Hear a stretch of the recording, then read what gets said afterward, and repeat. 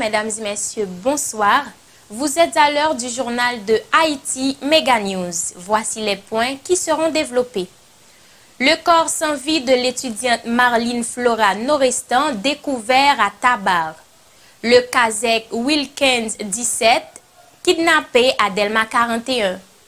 Le secteur médical haïtien frappé de plein fouet par le kidnapping.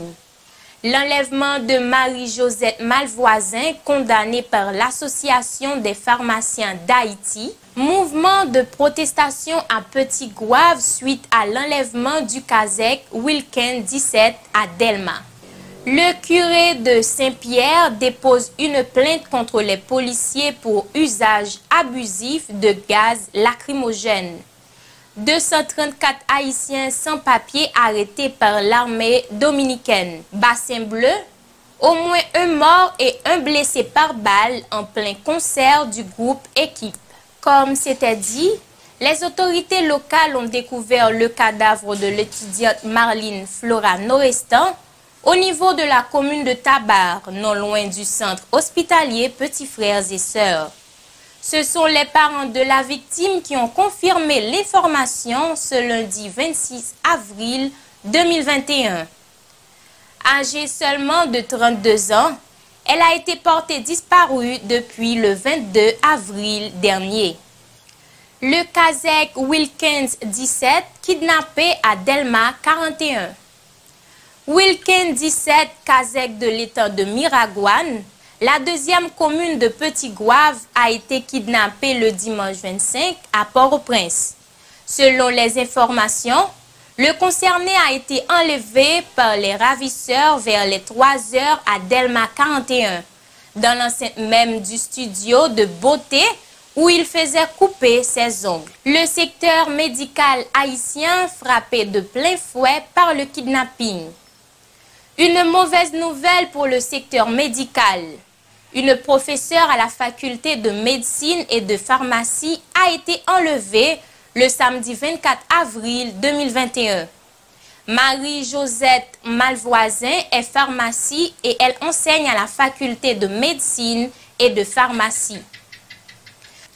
L'enlèvement de Marie-Josette Malvoisin, condamnée par l'Association des pharmaciens d'Haïti.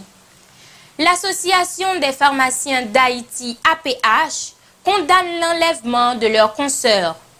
Dans une note parue le 26 avril 2021, l'association interpelle les autorités étatiques à prendre des décisions concrètes pour garantir la sécurité des vies et des biens dans le pays.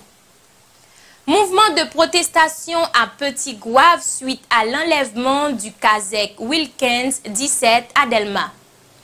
La commune de Petit-Gouave connaît une journée de tension suite à un mouvement de protestation ce 26 avril 2021 pour exiger la libération du Kazakh. Le curé de Saint-Pierre dépose une plainte contre les policiers pour usage abusif de gaz lacrymogène.